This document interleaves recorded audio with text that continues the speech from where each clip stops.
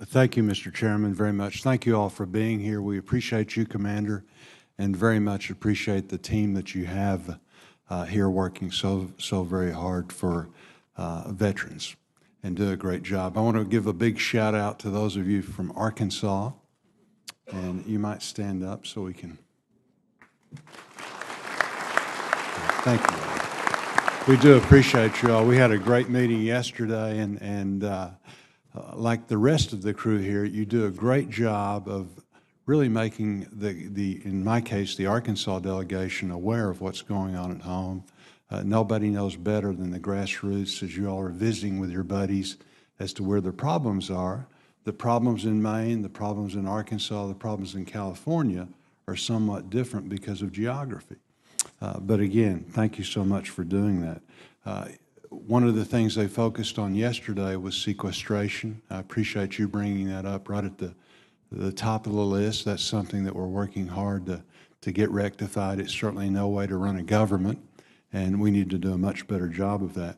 I'd like to ask you very quickly for any ideas. One of the things that we're grappling with so very hard is veteran suicide.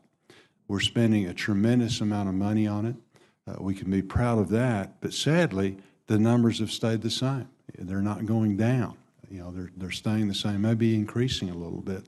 So I'd like to ask you, in your experience, you mentioned, Commander, telemedicine.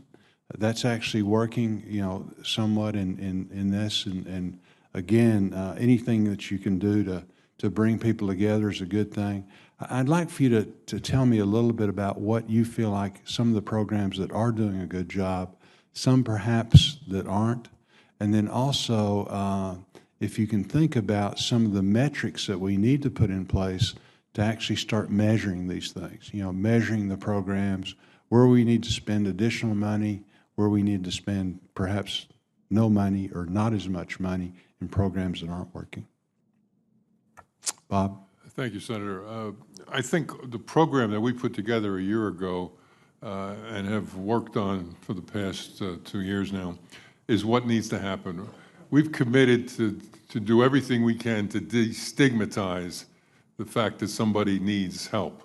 Post-traumatic stress disorder, if you have it, you got to reach out to you and got to get you care. We've partnered with some of the best organizations there are in mental health through Give an Hour, where they bring in clinicians. Walgreens will bring in clinicians to us. The VA is a partner of ours, the Elizabeth Dole Foundation for Caregivers. And we have community service projects going on where we bring the community in and do something good for the community and at the same time have a conversation about mental health. I think that government can't do it all. It has to be all of us together talking to people. And you know, you and I know open heart surgery wasn't something anybody talked about years ago. Sure. But now, today, we talk about it. Same thing with cancer and other things. We've got to get that conversation going more open with about mental health. And I think that it has to take organizations like ours out there in the community. The government has great programs with the clinicians and so forth, but they can't do it all. It has to be at the local grassroots level, and that's what we're trying to do. No, I appreciate that, and I think you make a great point. Government's got the want to, but organizations like yourself have the heart. Thank you, Mr. Chairman.